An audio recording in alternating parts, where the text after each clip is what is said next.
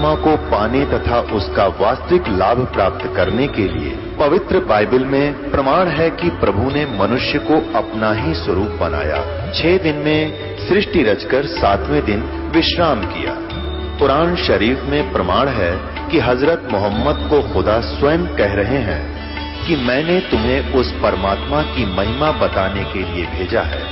वो परमात्मा कबीर है जिसने 6 दिन में सृष्टि रची तथा 7वें दिन तख्त पर जा विराजा। उसकी खबर किसी बाखबर से पूछ कर तो देखो।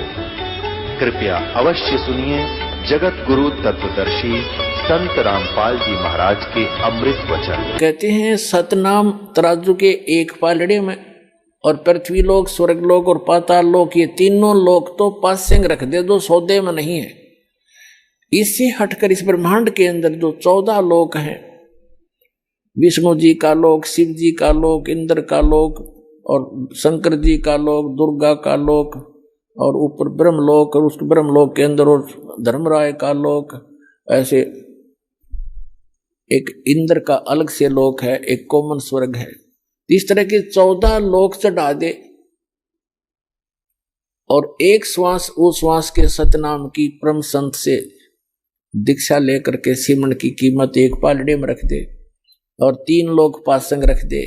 कहते तो ना तुले तुलाया राम रंग होरी हो, सतनाम पालड़े रंग होरी हो, 14 लोक चढ़ावे राम रंग होरी हो, 3 लोक पासंग धरे रंग होरी हो, तो ना तुले तुलाया राम रंग होरी हो। होरी माने खुशी, कि अब खुशी मनाओ तुम, ये झूठी होली मनाओ लाल पीड़े मुंह करके, वो नहीं, अब होगी असली खुशी, अब असली होरी। एक सतनाम की कीमत आपको कितनी मिलेगी? तो कहने का भाव ये है कि जैसे भक्तों से कहा जाता है कि आप जी ऐसे करो ऐसे करो, ये क्रियाएं बताई जाती हैं, जो स्टूडेंट को, विद्यार्थी को टीचर बताया करता है, ये होमवर्क, ये क्लास वर्क। तो कई अनजान भक्त कहते हैं मैंने जोत भी चढ़ा दी, 6 महीने हो गए, नाम भी ले रखा है और मुझे कोई विशेष लाभ नहीं मिलता, पाठ भी करा दिया। तो कई तो ऐसे होते हैं कि मुझे कोई लाभ नहीं हो रहा, मैं तो नाम त्याग दिया या त्याग दूंगा। तो पुण्यात्माओं, अध्यात्म ज्ञानहीन प्राणी ही ऐसे विचार रखता है। इसलिए दास की कोशिश रहती है प्रत्येक सत्संग में कि कोई ना कोई ऐसा टॉपिक क्लियर करूं जिससे आपकी शंकाएं समाप्त हों। अब ये सोचना, जैसे सर्दी के मौसम में दिसंबर और जनवरी, ये हरियाणा प्रदेश सर्दी खूब जोर की गिरती है, और उस समय आप जी ने कोई स्वेटर पहन रखी है और आप ये कहते हो कि मैंने स्वेटर भी पहन रखी है, कपड़े भी मोटे पहन रखे हैं, और फिर भी मुझे ठंड लग रही है। तो पुण्यात्माओं, समझदार व्यक्ति क्या करेगा? क्या वो समझदार होगा? न्यू कह उस स्वेटर ने भी उतार दे कि क्या फायदा हुआ इससे, मुझे कोई लाभ नहीं हो रहा, कपड़े भी निकाल दे। ये तो बौड़ी बूझ करेगा इस बात ने, ये सिर्फ जो कति मूर्ख होगा। समझदार व्यक्ति क्या करेगा? स्वेटर आपने डाल रखी है, स्वेटर की जितनी क्षमता है उसने उतना बचाव आपका सर्दी से कर रखा है, उसके लिए यूं नहीं कि उसने निकाल के धर दे और कपड़े भी उतार दे, क्या लाभ हुआ? वो तो महामूर्ख होगा। तो उसके लिए उसका तरीका ये है कि जर्सी और पहने, और उससे भी ना सर्दी फिर भी ठंड लगे तो काम बड़ोड है। तो पुण्यात्माओं, धर्म से ही दुख दूर होंगे, भक्ति से ही। भक्ति में सारी चीज इंक्लूड है, दान भी, सिमरन भी, नित्य नियम भी, मर्यादा भी। और जैसा भी आप दान धर्म कर रहे हो, यूं समझ ले आपने स्वेटर पहन ली, और उस स्वेटर उतारने से कोई लाभ नहीं होगा, और बढ़ाना पड़ेगा। आप जर्सी और पहन लो और जुराब अच्छी मजबूत पहन लो, यानी धर्म को बढ़ावे, घटन नहीं दे। भक्ति बढ़ानी चाहिए, घटनी नहीं चाहिए, तभी आपको सफलता होगी। तो पुण्यात्माओं, आपका सौभाग्य है, आपको यथार्थ भक्ति मार्ग सुनने को मिला। और ये वो शुभ दिन है, आज के दिन दास का ये अध्यात्म जन्म हुआ था। दास के लिए तो ये एक सौभाग्य है दास का कि मुझे इस दिन भगवान मिले। आपके लिए भी वरदान सिद्ध हो गया ये दिन कि आप तक भी परमात्मा का विज्ञान पहुंचा और आपको सही मार्ग मिला। इस पर डटे रहना, लगे रहना, औरों को भी समझाना। बोलो सतगुरुदेव की। परम पिता परमात्मा पूर्ण ब्रह्म सारी सृष्टि के रचनहार कुल मालिक कबीर परमेश्वर जी की असीम रजा से आप सभी पुण्यात्माएं सत्संग श्रवण करने के लिए उपस्थित हुए।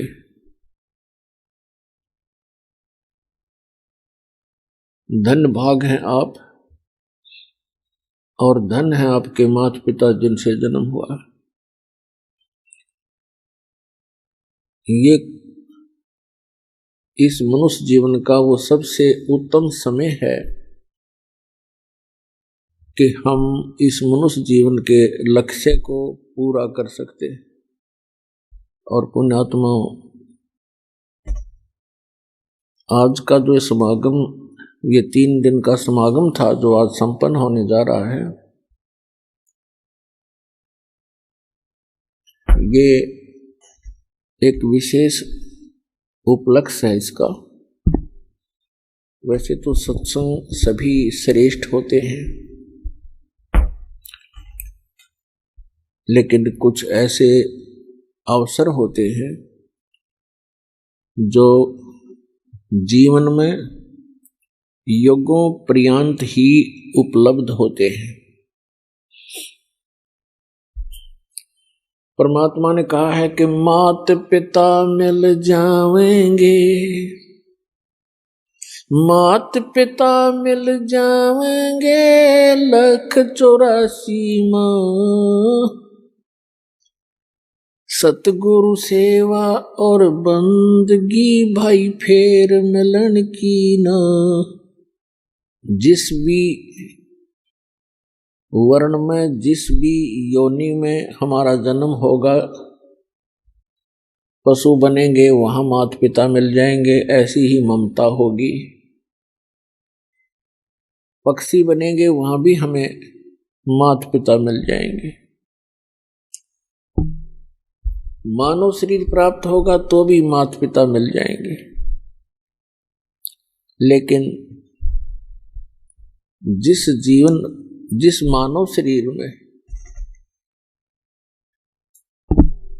परमात्मा मिल सकता है, तो वो परमात्मा मानव शरीर में ही प्राप्त हो सकता है। उसके लिए बताया है कि अन्य प्राणियों के शरीरों में माता पिता तो आपको जौके तो मिल जाएंगे, लेकिन आपने तो भक्ति कर सकते और सतगुरु की सेवा नहीं मिल सकती। माता पिता मिल जाएंगे 184 माँ, 84 लाख प्रकार के ये अन्य प्राणियों के शरीर हैं।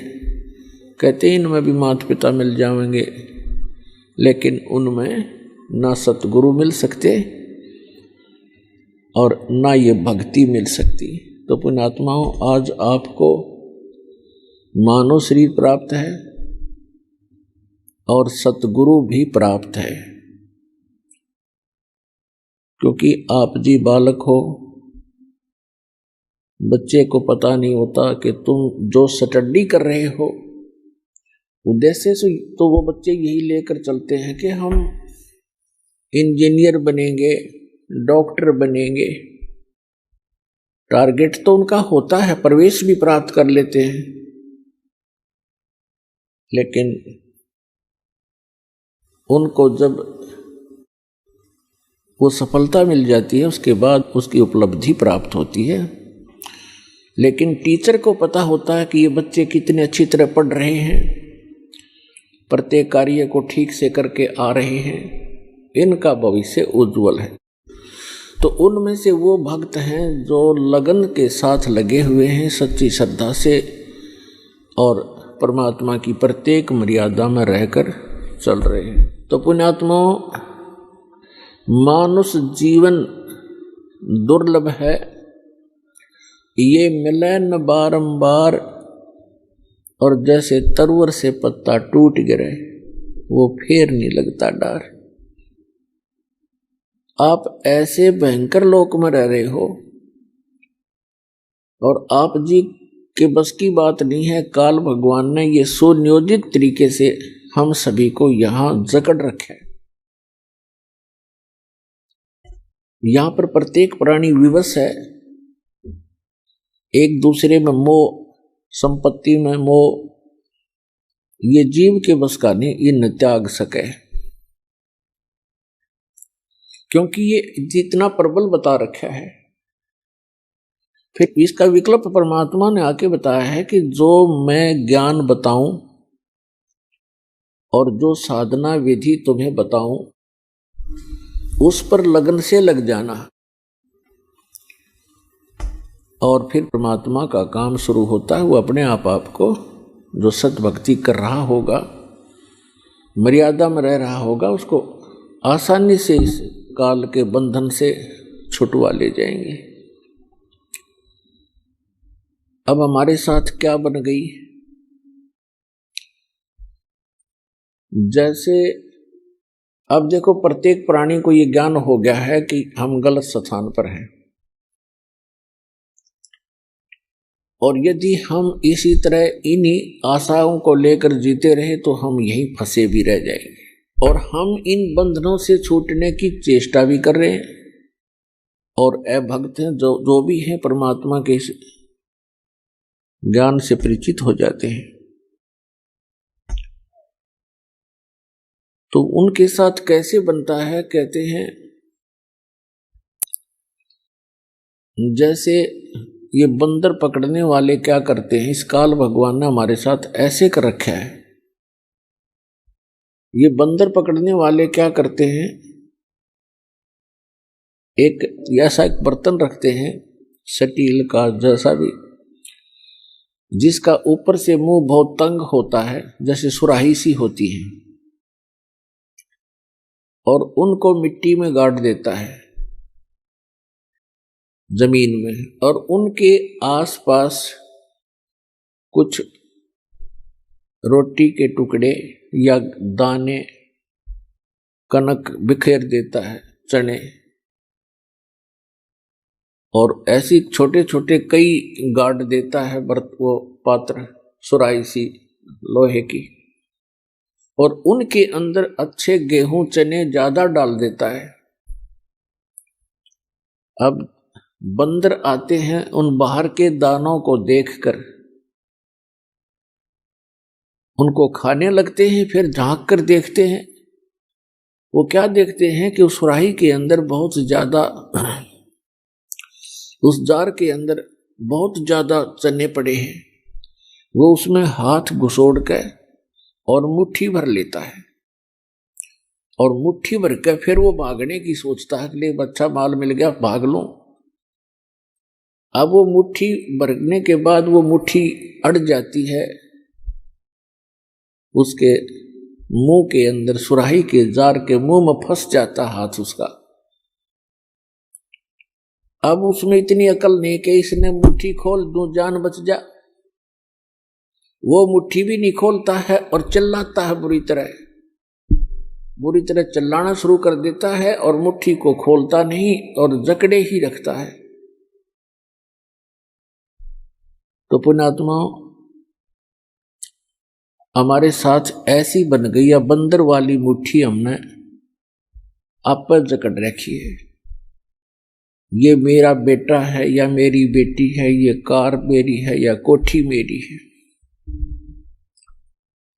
अब परमात्मा आके याद दिलाते हैं कि ना बेटा तेरा है, ना बेटी तेरी है, ना ये कार तेरी है, ना कोठी तेरी है। क्या बताते हैं, काया तेरी है नहीं, ये माया कहां से हो जब तेरा शरीर ही नहीं है। हर माया को अपनी कह, ये माया है राम की, अपनी कहे गंवार, जमपुर धक्के खावेगा, नाहक बहे बेगार। फिर क्या बताते हैं, नंगा आया जगत में और नंगा ही तू जावे, और बीच में ख्वाबी ख्याल है ये मन माया भरमावे।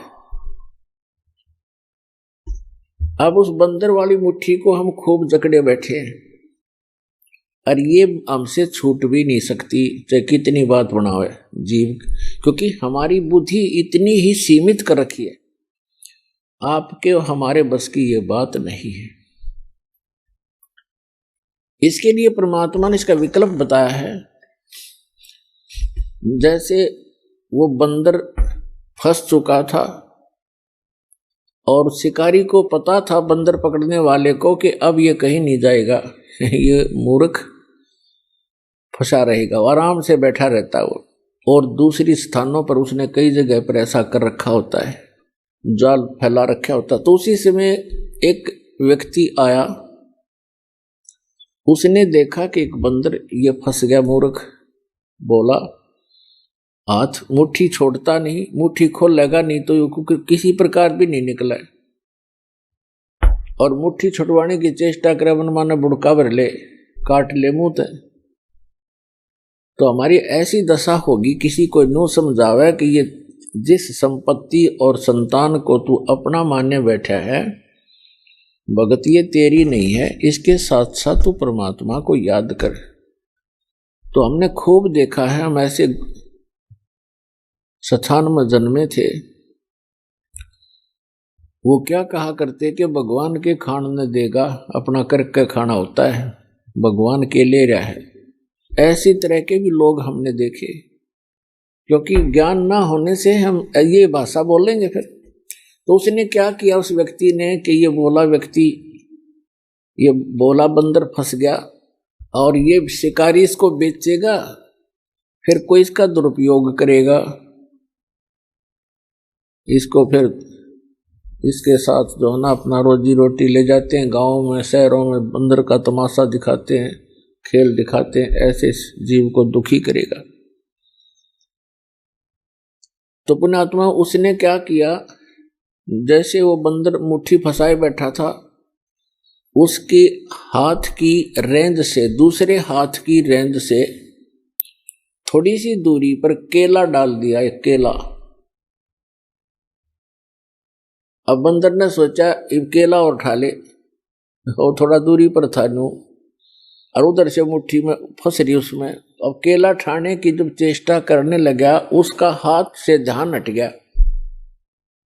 वो चने निकल गए, खड़दे ही नीचे ने उसका हाथ निकल गया, और केला ठाकर भाग गया। जान बची, बढ़िया चीज मिली। तो परमात्मा ने हमारे को राम नाम का केला दे दिया, इसने ठाकर भाग जावांगे, हमारा बस किया मुट्ठी छोड़नी को ना। पुण्यात्मा, ये मानुष जन्म कितना दुर्लभ है, और मनुष्य जीवन के अंदर फिर सतगुरु मिलना ये अति दुर्लभ है। श्रीमद् भगवत गीता अध्याय नंबर 7 के श्लोक नंबर 12 से लेकर 15 तक गीता ज्ञानदाता कहता है कि जो तीनों गुणों की भक्ति करते हैं, रजगुण ब्रह्मा, सतगुण विष्णु, तमगुण शिव जी, इस त्रिगुणमयी माया के द्वारा जिनका ज्ञान हरा जा चुका है, वो मेरी भक्ति भी नहीं करते। उनके बारे में कहा है कि राक्षस स्वभाव को धारण किए हुए मनुष्यों में नीच दूषित कर्म करने वाले मूर्ख मेरी साधना भी नहीं करते। ये कौन बोल रहा है? श्रीमद् भगवत गीता का ज्ञान ये काल बोल रहा है, ये ब्रह्म बोल रहा है, ये सरपुरुष बोल रहा है, और श्री कृष्ण के शरीर में प्रवेश करके बोल रहा है प्रेतवत। फिर ये कहता है 7वें अध्याय के 16 से लेकर 16, 17, 18 3 श्लोकों में कहता है जो मेरी भक्ति करते हैं वो 4 प्रकार के होते हैं, अर्थार्थी, आर्थ, जिज्ञासु और ज्ञानी। अर्थार्थी तो वो होते हैं जो धन लाभ के लिए अनुष्ठान करते हैं, धार्मिक अनुष्ठान। तो जो ब्रह्म साधना है। ये 4 प्रकार के ब्रह्म साधना करते हैं। वो धार्मिक अनुष्ठान जो करते हैं वो वेदों के मंत्रों से ही करते हैं, वो किसी अन्य ग्रंथ का सहयोग नहीं लेते। वो जैसे जय गणेश देवा कहते इस तरह की आरती वो नहीं करते। जो ब्रह्म साधक हैं वो 4 प्रकार के हैं। उनमें से अर्थार्थी और आर्थ और जिज्ञासु ये वेदों पर विश्वास करने वाले होते हैं। और चौथा ज्ञानी। अर्थार्थी तो ये है जो हर धन लाभ के लिए कोई अनुष्ठान करता है तो वेदों के मंत्रों से ही करता कराता है। ऐसे ही आर्थ जो संकट निवारण के लिए भी वेद मंत्रों को ही आधार मानता है, उन्हीं के आधार से अनुष्ठान करता है। जिज्ञासु वो होता है जो भगवान के लिए घर से निकलता है, जैसे भी उनको संत मिलते हैं उनसे ज्ञान ग्रहण करके स्वयं वक्ता पाक जाता है, अपना जीवन नाश कर जाता है। ये तीनों व्यर्थ कर दिए। चौथा जो बताया ज्ञानी। ज्ञानी उसे कहते हैं जिसको ये पता लग गया कि मनुष्य जीवन बार बार नहीं मिलेगा और मनुष्य जीवन का मूल उद्देश्य है आत्म कल्याण करवाना और मोक्ष प्राप्ति करना। और उनको ये भी ज्ञान हो जाता है कि मोक्ष प्राप्ति केवल समर्थ भगवान, उस कंप्लीट गॉड अल्लाहु अकबर की भक्ति करने से ही संभव है, अन्य देवताओं की पूजा से नहीं। तो गीता ज्ञानदाता कहता है कि वो ज्ञानी जो हैं वो मुझे अच्छे लगते हैं, उनको मैं अच्छा लगता हूं। फिर ये है क्योंकि वो मेरी भक्ति करते हैं ब्रह्म की, वो अन्य देवता में आस्था नहीं रखते। लेकिन फिर 7वें अध्याय के 18वें श्लोक में कहा है ये ज्ञानी आत्मा जिन्होंने ये सोच लिया कि मनुष्य जीवन बार बार नहीं मिलता, मोक्ष हुआ तो सफलता है इस मनुष्य जीवन की, अन्यथा नहीं है। और उनको ये भी ज्ञान हो गया कि मनुष्य जीवन बार बार नहीं मिलता और मोक्ष के लिए केवल पूर्ण परमात्मा की भक्ति ही करनी होती है, अन्य की नहीं। तो इसमें क्या बताया है कि इन चौथी प्रकार के जो ज्ञानी हैं इनको चौथे अध्याय के 32 और 34 में वर्णित वो तत्वदर्शी संत ना मिलने से इन्होंने अपने आप वेदों का निष्कर्ष निकाल लिया। यजुर्वेद अध्याय नंबर 40 के मंत्र नंबर 15 में कहा है कि ओम कर्तु समर किलबे समर कर्तुम समर। ओम नाम का जाप काम करते करते सिमरण करो, विशेष कसक के साथ सिमरण करो और मनुष्य जीवन का मूल कर्तव्य जान के ओम का सिमरण करो। तो ये ओम नाम है ब्रह्म का और उन्होंने गलती से मान लिया उस पूर्ण ब्रह्म का, कंप्लीट गॉड का, परम अक्षर ब्रह्म का। अब कहते हैं गुरु बिन वेद पढ़े जो प्राणी, समझे न सार रहे अज्ञानी। सतगुरु बिन काहू न पाया ज्ञाना, जो थोथा बुस छड़ मूड किसाना। गुरु बिन सतगुरु बिन काहू न पाया ज्ञाना और जो थोथा बुस छड़ मूड किसाना। गुरु बिन वेद पढ़े जो प्राणी, समझे न सार रहे अज्ञानी। अब ये जितने भी ऋषि महर्षि आज तक हुए हैं ये कंप्लीटली अज्ञानी थे, इनको तत्वदर्शी संत वो गुरु नहीं मिले। जो यजुर्वेद अध्याय नंबर 40 के मंत्र नंबर 10 में कहा है वेद ज्ञानदाता वही है जो गीता ज्ञानदाता ब्रह्म है, सरपुरुष है। उसमें लिखा हुआ है कि कुछ तो परमात्मा के विषय में कहते हैं वो संभवात, संभवात माने जन्म लेकर आने वाला श्री राम, श्री कृष्ण या अन्य जो 8 या 24 अवतार बताए गए हैं, 9 या 10, 24 अवतार बताए गए उनमें ऐसे आता है। और कुछ मानते हैं असंभवात वो जन्म नहीं लेता, उत्पन्न होता ही नहीं, अर्थात वो अजन्मा है, निराकार है, कुछ ऐसा बोलते हैं। उसके विषय में कहा है कि परमात्मा साकार है, निराकार है, या जन्म लेता है, नहीं लेता है, वो कैसा है, उसकी जानकारी तत्वदर्शी संत धीराणाम लिखा उसमें, धीराणाम, जिनका ज्ञान स्थिर हो, तत्वदर्शी संत बताते हैं, उनसे सुनो। इनकी बुद्धि पर पत्थर पड़ गए कि वेद ज्ञान दाता तो कहता है कोई और है, तत्वदर्शी संत है जो इन वेदों से हटकर ज्ञान देगा। वो उनके समझ में आया नहीं, और यजुर्वेद अध्याय नंबर 40 के मंत्र नंबर 17 में स्पष्ट किया है। वेद ज्ञानदाता कहता है कि वो परमात्मा तो प्रोक्ष है, वो तो गुप्त है। वेद ज्ञानदाता स्वयं कहता है यजुर्वेद अध्याय नंबर 40 के मंत्र नंबर 17 में कि वो परमात्मा तो गुप्त है,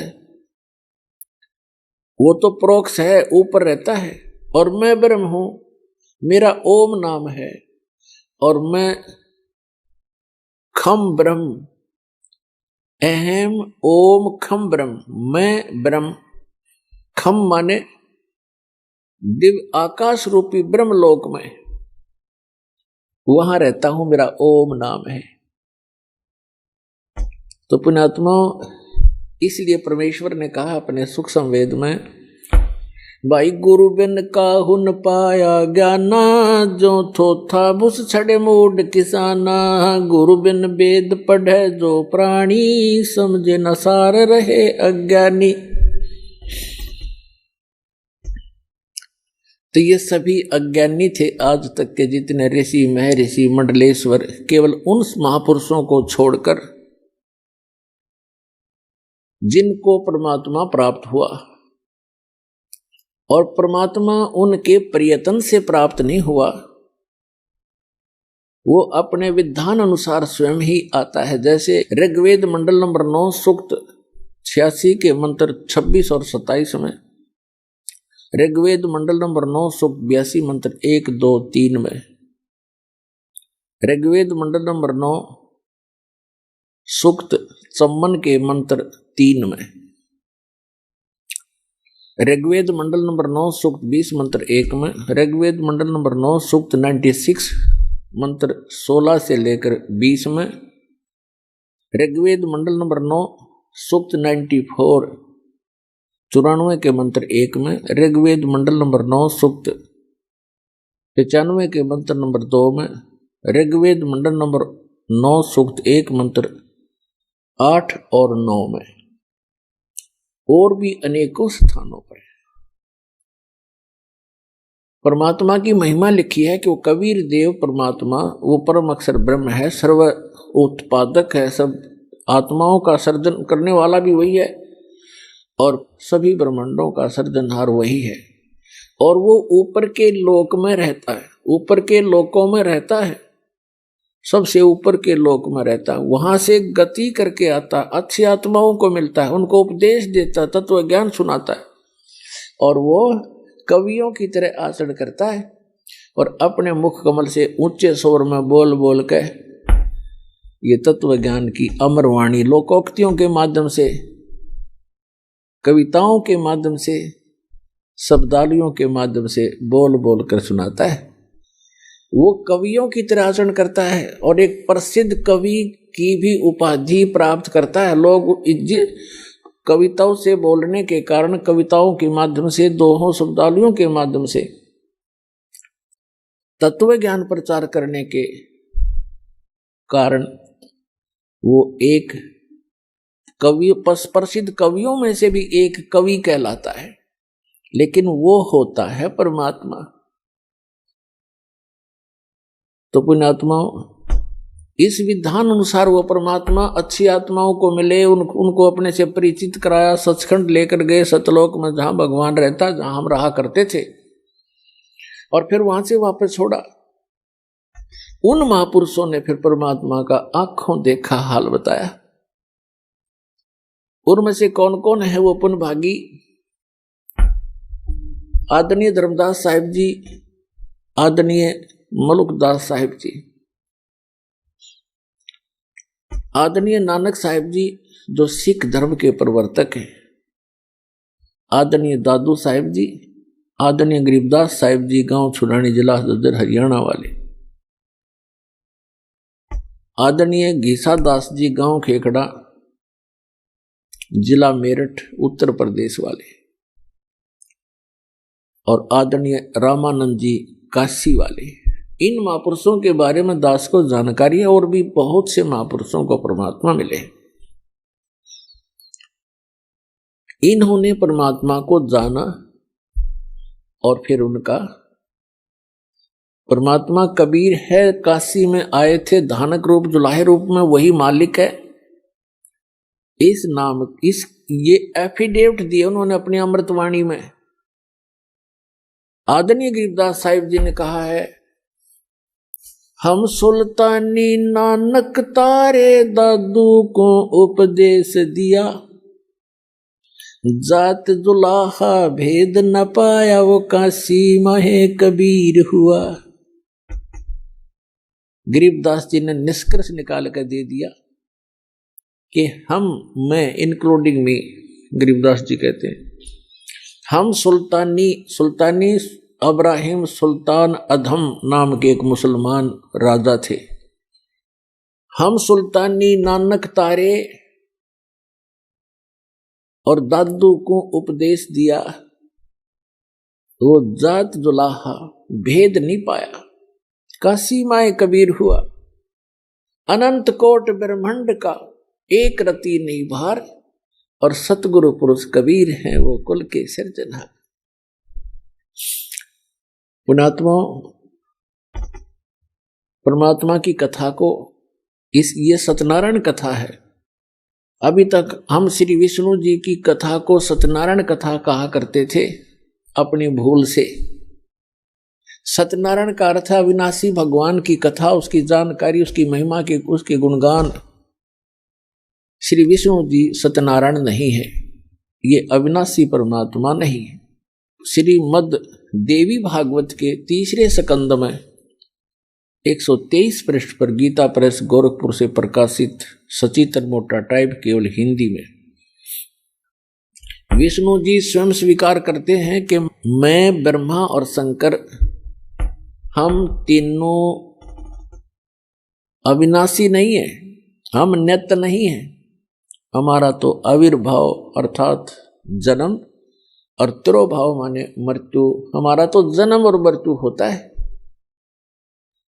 तो पुण्यात्मा, आप ये सत्यनारायण कथा सुन रहे हो, विश्व में एक सत्यनारायण कथा आपको इस सतलोक आश्रम के अतिरिक्त कहीं नहीं मिलेगी।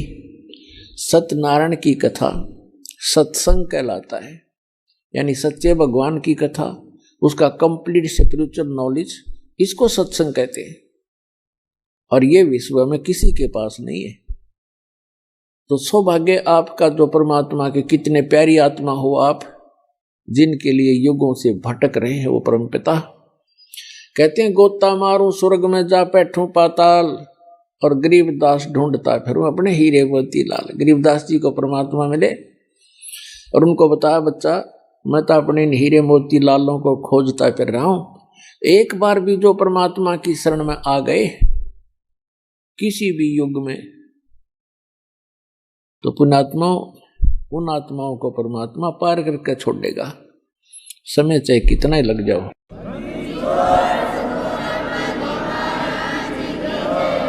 जो जन मेरी शरण है ताका हूं मैं दास, और गेल गेल लाग्या फिरूं जब तक धरती आकाश।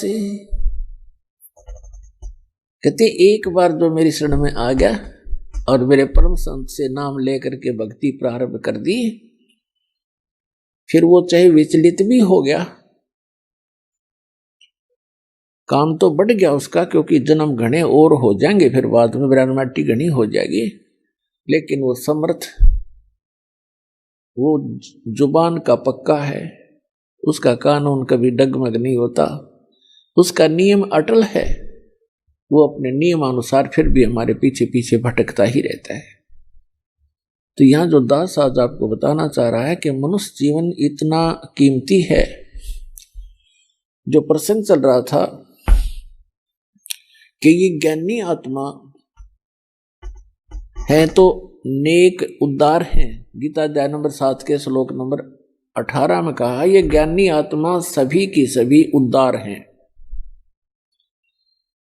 लेकिन ये इनको तत्वदर्शी संत न मिलने से ये मेरे वाली अनुत्तम अश्रेष्ठ गति में ही स्थित रहे। अरे इन अज्ञानी अनुवादकर्ताओं ने, श्रीमद् भगवद गीता के अनुवादकर्ताओं ने अनुत्तम का अर्थ कर दिया अति उत्तम, सर्वश्रेष्ठ। तेरा गजब है। बैड, अंग्रेजी के अंदर एक बैड शब्द है, बैड, और कहीं भी लिखा हो छोटा सा बालक भी बता देगा बैड माने बुरा, खराब, अश्रेष्ठ। और बैड का अर्थ कोई गुड कर देता, वेरी गुड कर देता है तो वो महामूर्ख व्यक्ति है। बैड शब्द कहीं पर भी लगा हो उसका अर्थ बैड ही होगा, बुरा ही होगा। तो पुण्यात्मा सौभाग्य आपका, दास को या बुद्धि दी उस परम पिता कबीर भगवान ने, और आपको ये तत्व ज्ञान प्राप्त हुआ। प्रसंग चल रहा है कि वो क्या बताना चाहता है गीता ज्ञान दाता। 4 प्रकार के व्यक्ति मेरी भक्ति करते हैं, 3 तो रिजेक्ट कर दिए, जैसे अर्थार्थी, आर्थ, जिज्ञासु और ज्ञानी को उत्तम मानना उसने कि वो अच्छा है, मुझे प्रिय है, मैं उसको प्रिय हूं। लेकिन वो भी मेरे वाली यानी ब्रह्म तक की साधना, इससे मिलने वाली अनुत्तम गति, अश्रेष्ठ स्थिति में ही स्थित है।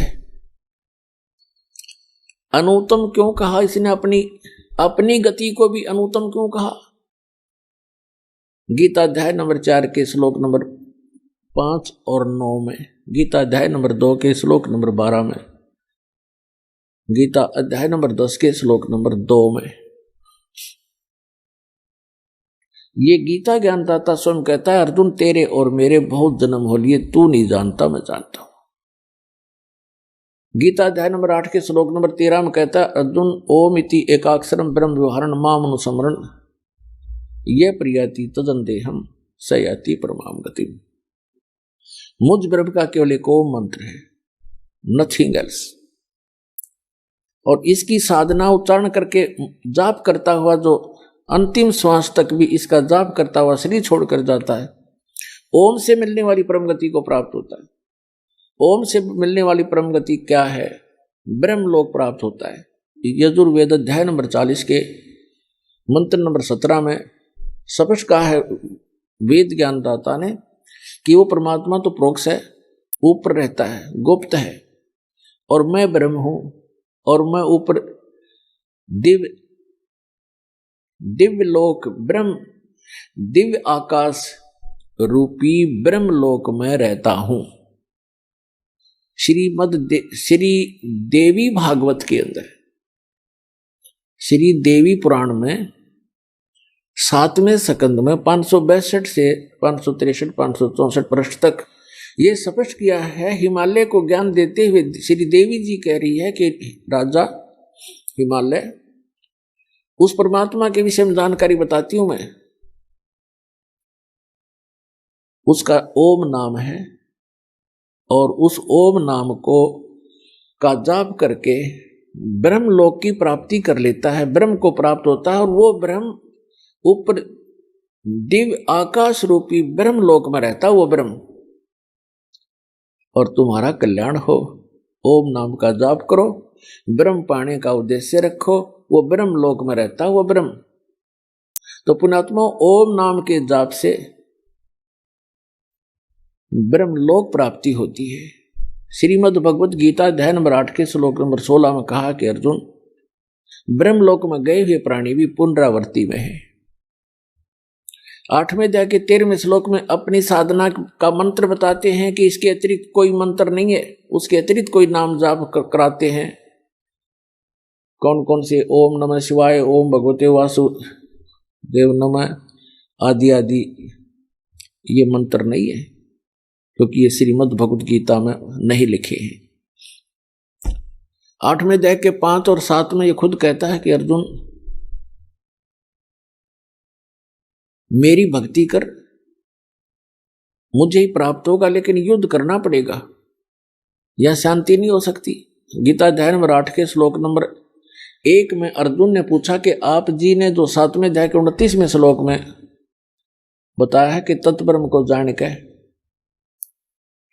और सारे अध्यात्म स्पिरिचुअल नॉलेज से, कंप्लीट स्पिरिचुअल नॉलेज, संपूर्ण अध्यात्म ज्ञान से परिचित और सभी कर्मों से परिचित प्राणी केवल जरा और मरण के इस संकट से छूटने का प्रयत्न करता है। जरा माने बुढ़ापा, बुढ़ापे का दुख, मरण माने मृत्यु का कहर, ये दोनों दुख यहां पर कंपलसरी। तो जिसको ये ज्ञान हो जाता है, जो तत्वदर्शी संत की शरण में चले जाते हैं, उनको संपूर्ण अध्यात्म ज्ञान प्राप्त हो जाता है।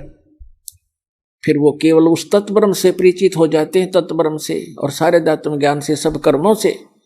जैसे कोई किसी से कोई धोखा करेगा तो उसका फल भोगना पड़ेगा, चोरी करेगा तो वो देना पड़ेगा, उसके गधा बनकर देना पड़ेगा। तो ये कर्मों से परिचित हो जाने के उपरांत प्राणी गलती नहीं करेगा, भूखा रह सकता है। तो फिर क्या बताया है कि अर्जुन ने पूछा 8वें अध्याय के प्रथम मंत्र में, वे किम तत्ब्रह्म, वो तत्ब्रह्म क्या है। 8वें अध्याय के 3रे श्लोक में गीता जी में गीता ज्ञानदाता कहता वो परम अक्षर ब्रह्म है, यानी गीता ज्ञानदाता से अन्य है। श्रीमद् भगवत गीता अध्याय नंबर 1 से लेकर 4 और 16 और 17 में परमात्मा की परिभाषा कोड वर्डों में बहुत कुछ डिफाइन है, वर्णित है। उल्टा लटका हुआ संसार रूपी वृक्ष है, ऊपर को जड़ तो पूर्ण परमात्मा है, उसका तना अक्षर पुरुष है, उसमें से एक मोटी डार निकलती है, वो सरपुरुष जानो, और उसकी 3 शाखा है, वो रजगुण ब्रह्मा, सतगुण विष्णु, तम गुण शिव जी और पात रूप संसार। ये परमात्मा ने आके बताया कि अक्षर पुरुष एक पेड़ है, सरपुरुष वा की डार और तीनों देवा शाखा है, ये पात रूप संसार। 15वें अध्याय के प्रथम मंत्र में तत्वदर्शी संत की पहचान भी बता दी है कि जो संत इस उल्टे लटके हुए संसार रूपी वृक्ष के सभी विभाग बता देगा, तना कौन भगवान है, उसकी डार कौन है, शाखा कौन है, पत्ते क्या है, स वेदवित, वो वेद के तात्पर्य को जानने वाला तत्वदर्शी संत है। 15वें अध्याय के 3रे श्लोक में कहा कि उसके पश्चात उस तत्वदर्शी संत की प्राप्ति के उपरांत इस अज्ञान रूप गुत्थी को उस तत्व ज्ञान रूपी शस्त्र से काट के, उसके पश्चात 15वें अध्याय के 4थे श्लोक में कहा कि उसके पश्चात परमेश्वर के उस परम पद की खोज करनी चाहिए, जहां जाने के बाद साधक फिर लौटकर कभी संसार में नहीं आता, और जिस परमेश्वर ने सब ब्रह्मांडों की रचना की है, केवल उसी की भक्ति करनी चाहिए। गीता ज्ञानदाता स्वयं दृढ़ कर रहा है कि और किसी की भक्ति नहीं करना, मेरी भी मत करना। उसके पाने का मंत्र बता 17वें अध्याय के 23वें श्लोक में गीता जी में, ओम तत्सत इति निर्देश है ब्रह्मण त्रिवेद समर्थ ब्राह्मणा तेन वेदा च यगा च विहिता पुरा, कि उस सच्चिदानंद घन ब्रह्म की यानी परम अक्षर ब्रह्म के पाने के 3 मंत्र के जाप का निर्देश है। निर्देश mean final direction, nothing else. 18वें अध्याय के 62वें श्लोक में कहा कि अर्जुन तू सर्वभाव से उस परमेश्वर की शरण में जा, उसकी कृपा से तू परम शांति को और सनातन परम धाम को प्राप्त होगा, शाश्वत स्थान को प्राप्त होगा, जहां जाने के बाद फिर कभी मृत्यु नहीं होती। श्रीमद् भगवद गीता अध्याय नंबर 8 के श्लोक नंबर 5 और 7 में तो अपनी साधना बताता है कि मेरी भक्ति कर मुझे प्राप्त होगा, युद्ध करना पड़ेगा, और युद्ध करना है, वहां शांति नहीं। फिर गीता अध्याय नंबर 8 के श्लोक नंबर 8, 9, 10 में स्पष्ट कर दिया है कि जो उसकी भक्ति करता है, उस परम अक्षर ब्रह्म की भक्ति करता है, तत्वदर्शी संत की शरण में जाकर उसको प्राप्त होता है। अंत समय में भक्ति के बल से, इस भक्ति की कमाई से फिर 18वें अध्याय के 66वें श्लोक में निर्णायक ज्ञान दे दिया है। उसमें कह दिया कि सर्वधर्मान परित्यज्य माम एकम शरणं व्रज अहम तवा सर्व पापेभ्यः मोक्षामि मा शुच। गीता ज्ञानदाता कहता है कि यदि तूने उस परमेश्वर की शरण में जाना है, जाने के बाद फिर लौट कर नहीं आना है, शाश्वत स्थान को प्राप्त करना है, तो मेरे सत्र की जितनी पूजाएं हैं वो मुझे छोड़ दे। ओम नाम का जाप, ये 500 यज्ञ हम इस काल के सत्र की करते हैं, ताकि इसका ऋण देकर इसके यहाँ का, क्योंकि हम इसके होटल में रह रहे हैं, इसका कर्जा हम पर चढ़ रहा है। अब पहले हम क्या गलती करते रहे, ऋषि बनकर ओम नाम का जाप करते, यज्ञ करते, कराते, हम ब्रह्मलोक में चले जाते, वहां इसका होटल है, वहां 25% चार्ज लेता, हमारे से सुविधा सारी दे देता, नाचने गाने सारे गंदे कर्म जो कहीं पृथ्वी पर ना उपलब्ध हो वहां होते हैं, और उसको ये स्वर्ग कहा करते, महास्वर्ग। हम अपनी पूंजी को वहां नाश करके और फिर पाप भी भोगते और फिर 84 लाख योनियों भोगते और यही धक्के खाते रहे। अब हम इस पूंजी को नष्ट नहीं करेंगे, अपनी जो भक्ति करें, हम इसको दे देंगे ब्रह्म को। इस श्वास के सतनाम में दो अक्षर का मंत्र है, एक ओम है, एक तत्, और सार नाम के अंदर फिर ये तीनों इकट्ठे हो जाते हैं। तो हम जो ओम नाम के जाप की कमाई इसको दे देंगे, ये ब्रह्म की है। ये सोम भी कहता 18वें अध्याय के 66वें श्लोक में, सर्वधर्मान परित्यज माम एकम शरणम व्रज। मेरे सतर के सभी पूजाएं, जो मेरे सतर की भक्ति है, वो धन मुझे दे दे, नू का नू, फिर मैं तुझे सब पापों से मुक्त कर दूंगा और फिर तू उसकी शरण में जा, मुझे कोई ऑब्जेक्शन नहीं। अब जैसे हमने किसी का कर्ज ले रखा हो और वो कहेगा भाई तुझे जब छोड़ूंगा तो मेरा कर्ज दे देगा, तो हम इसका कर्ज दे देंगे, छोड़ेगा, छोड़ना पड़ेगा इसको। तो स्वयं भी अपना वायदा करता है। तो इसके सतर की जो भक्ति है, हम त्रिकुटी पर जाकर परमात्मा आपके साथ होगा इस दास के रूप में, और आपके सारे अकाउंट कराएगा।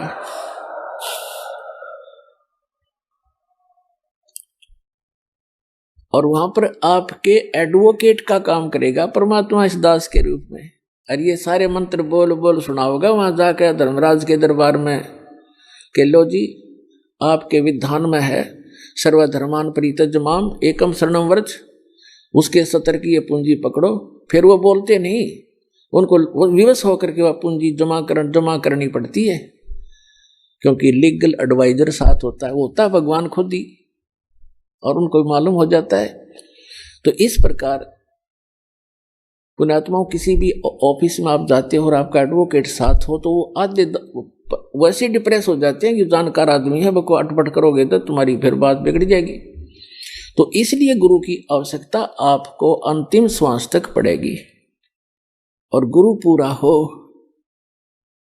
पूरा गुरु हो, उस परमात्मा से परिचित हो, उसका कृपा पात्र हो, तो वो दास है इस पृथ्वी पर आज के दिन। तो प्रसंग चल रहा था, वहीं आते हैं फिर 8वें अध्याय के 8, 9, 10 में कहा कि उस भक्ति के बल से तू उस परमात्मा की शरण में, जो उसकी भक्ति करता उसके पास चला जाएगा। और 8वें अध्याय के 5 और 7 में कहा कि मेरी भक्ति करेगा तो मुझे प्राप्त होगा, इसमें कोई शंका नहीं। अपने आत्मा जो प्रसंग चल रहा था, हम फिर आते हैं 7वें अध्याय के 18वें श्लोक में गीता जी में। इसमें इसने बताया कि मेरी साधना जो करते हैं वो भी अनुत्तम घटिया गति में सचित हैं। आइए अब हम उन श्रद्धालुओं के अनुभव जानते हैं जो जगत गुरु तत्वदर्शी संत रामपाल जी महाराज जी से दीक्षा प्राप्त कर चुके हैं तथा उनके द्वारा बताए गए भक्ति मार्ग पर चल रहे हैं। नमस्कार जी। नमस्ते जी। क्या नाम है बहन जी आपका? मेरा नाम राजरानी है जी। बहन जी आप कहाँ से आई हैं? मैं गली नंबर 7 शिव कॉलोनी देवड़ू रोड से आई हूँ जी, सोनीपत। बहन जी, संत रामपाल जी महाराज से नाम दीक्षा आपने कब ली? जी मैंने संत रामपाल जी महाराज से नाम दीक्षा 2013 में ली। बहन जी, संत रामपाल जी महाराज से नाम दीक्षा लेने से पहले क्या आप कोई भक्ति साधना भी करती थी? हाँ जी सर, मैं ये राजस्थान में एक बाबा मोहन राम है, काफी मशहूर, वहाँ पे मैं बचपन से ही जाती थी जब से मैंने होश संभाला था। तो फिर आप संत रामपाल जी महाराज की शरण में कैसे आई? जी मैं संत रामपाल जी महाराज की शरण में ऐसे आई कि मेरे जो घरवाला था उसको काफ़ी धार्मिक चीज़ें देखने का शौक था, वो टीवी पे सत्संग वगैरह ही सुनता था। तो एक दिन लड्यूटी से आए वो और ऐसे ही टीवी के चैनल बदल रहे थे और संत रामपाल जी महाराज का सत्संग लग गया। वो सत्संग सुनने लगे तो मेरे बच्चे और मैं जैसे बोल रहे थे तो वो बोलने लगे तुम लोग बाहर जाओ, जो ज्ञान मुझे चाहिए है आज मुझे वो ज्ञान मिला है। मैंने कहा ऐसा क्या ज्ञान मिल गया कि आप हमें और बच्चों को भी बाहर निकाल रहे हो? तो जी उन्होंने मेरे से और मेरे बच्चों को गुस्सा किया और हमको बाहर निकाल कर कुंडी लगा कर वो सत्संग सुनने लगे। 1-2 दिन वो ऐसे ही सत्संग सुनने लगे। मैं भी 1-2 बारी जैसे उनको चाय वगैरह देने जाती तो मेरे कानों में भी कुछ वर्ड पड़े तो मैं भी ये चीज नोट करने लगी कि जो ये संत बता रहे हैं, बता तो ठीक भी रहे हैं, लेकिन पहली बार ऐसा संत देखा है जो सत कबीर को भगवान बता रहा है, वो तो एक कवि हुए हैं। और जब मैंने इस चीज को नोट करना शुरू करा, थोड़ा थोड़ा सत्संग देखना शुरू करा, जब मुझे ये समझ में आई कि वाकई में ही संत रामपाल जी महाराज जी वो संत हैं जिन्होंने हमें ये बताया है कि सही भगवान सच्चा परमात्मा संत कबीर ही है। और वही ज्ञान देख के हमने SMS के जरिए ज्ञान गंगा पुस्तक मंगाई और मैंने और मेरे घर वाले ने वो पुस्तक पढ़ी और उस पुस्तक से और टीवी का सत्संग सुन के ही हम संत रामपाल जी महाराज की शरण में आए हैं। बहन जी, हमने सुना है कि जो भी श्रद्धालु संत रामपाल जी महाराज से नाम दीक्षा लेते हैं उनको बहुत सारे लाभ प्राप्त होते हैं, चाहे वो आध्यात्मिक हो, भौतिक हो, शारीरिक हो या मानसिक हो। तो क्या संत रामपाल जी महाराज से नाम दीक्षा लेने के बाद आपको भी कोई लाभ प्राप्त हुए? यस सर जी, मुझे भी बहुत सारे लाभ हुए हैं, क्योंकि मैं पहले जो भी भक्ति करती थी उससे मुझे कोई लाभ नहीं होता था। मेरा एक बेटा था 3.5 साल का, वो भूत प्रेत के चक्कर में ही खत्म हुआ था, क्योंकि जब उसकी तबीयत खराब हुई तो हम उसे अस्पताल लेके गए। अस्पताल जब हम लेके गए तो डॉक्टरों की समझ से बाहर हो रहा था कि इसको ये क्या दिक्कत हो रही है।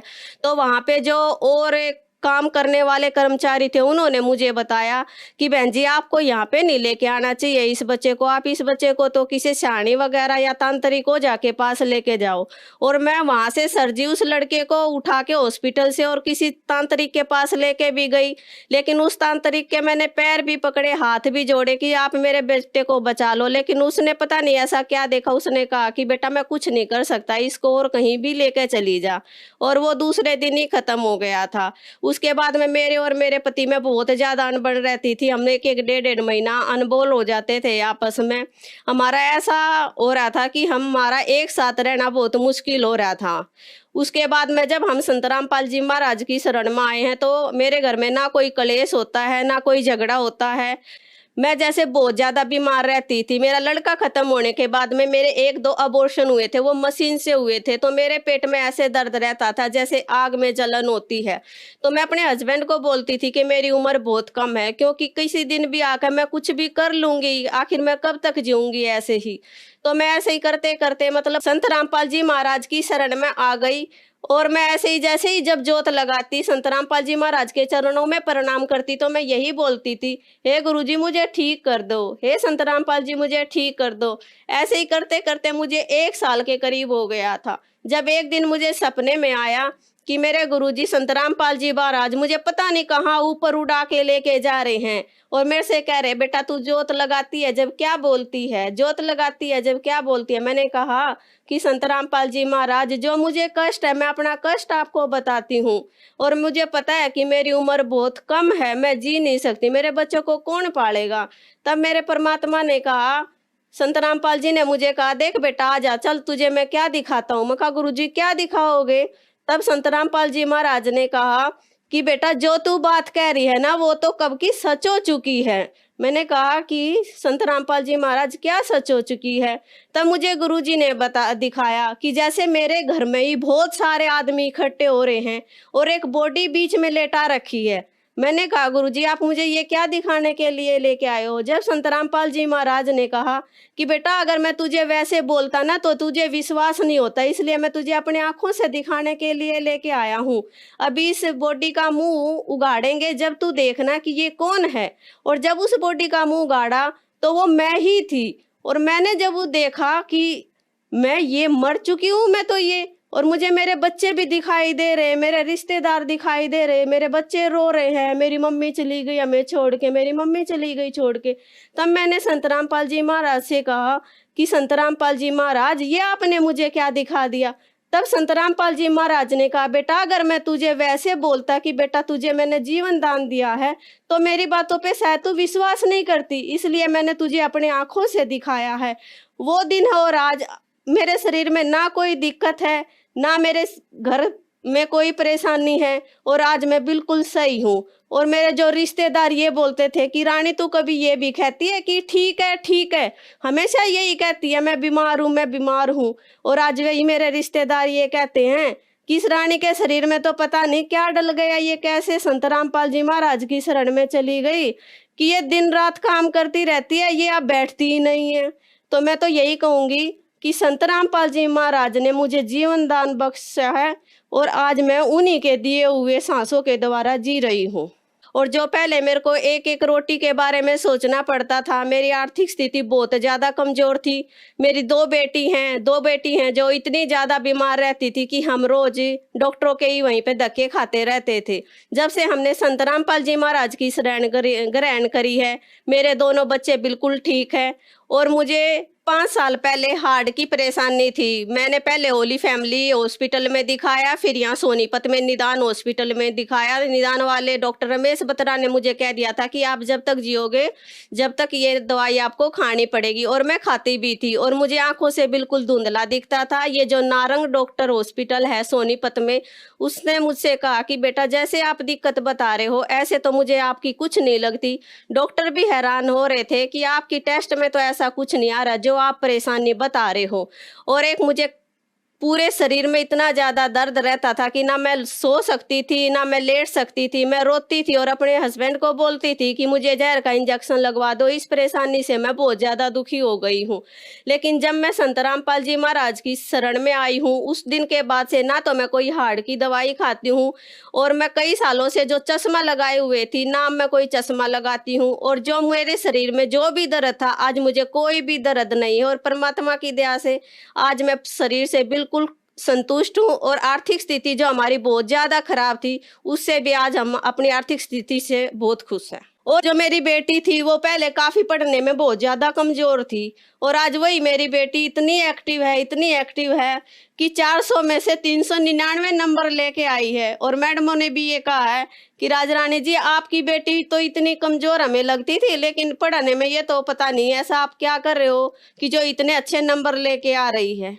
और आज मेरी दोनों की दोनों बेटियां पढ़ने वगैरह में बहुत ज़्यादा एक्टिव हैं। और वो पहले इतनी ज़्यादा बीमार रहती थी कि हम हमेशा डॉक्टरों के ही धक्के खाते रहते थे।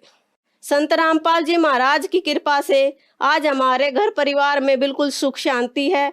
आज हमारे घर में कोई दिक्कत नहीं है। मेरे घरवाला भी बहुत अच्छा है, मेरे बच्चे भी बहुत अच्छे हैं, और मैं भी अपने शरीर से बिल्कुल स्वस्थ हूँ। बहन जी, संत रामपाल जी महाराज से नाम दीक्षा लेने के बाद आपको लाभ ही लाभ मिले, तो जो श्रद्धालु आज आपको देख रहा है आप उन्हें क्या संदेश देना चाहेंगी? सर जी, मैं तो हाथ जोड़ कर विनती ही कर सकती हूँ कि आज दुख सबके घर में है, चाहे वो किसी प्रकार के भी हो, शारीरिक हो, मानसिक हो, आर्थिक स्थिति हो, हर कोई इंसान आज दुखी है। मैं तो हाथ जोड़ के यही प्रार्थना करूंगी कि संत रामपाल जी महाराज की शरण में आओ और अपने सभी कष्टों को दूर करो। और सबसे ज़्यादा जो हमारा कष्ट है वो है जन्म मरण का कष्ट। संत रामपाल जी महाराज हमें आज वो भक्ति दे रहे हैं जो हमें जन्म और मरण के चक्कर से छुटवाती है। मेरी हाथ जोड़ के सभी भाई भक्तों से यही विनती है कि संत रामपाल जी महाराज की शरण में आओ और अपना कल्याण कराओ। बहन जी, संत रामपाल जी महाराज की शरण में कैसे आ सकते हैं? संत रामपाल जी महाराज की शरण में आप काफ़ी चैनलों पे संत रामपाल जी महाराज का सत्संग आता है, उसके नीचे एक पट्टी आती है, उसके ऊपर कुछ फ़ोन नंबर दिए गए हैं। उन फ़ोनों पे आप कांटेक्ट करके, आजकल तो हर जिले में हर स्टेट में संत रामपाल जी महाराज के नामदान क्षेत्र खुले हुए हैं। आप उन फ़ोन से कांटेक्ट करके जो भी आसपास के आपके नामदान क्षेत्र हो वहाँ से आप नाम दीक्षा ग्रहण कर सकते हैं। धन्यवाद बहन जी। सत साहेब।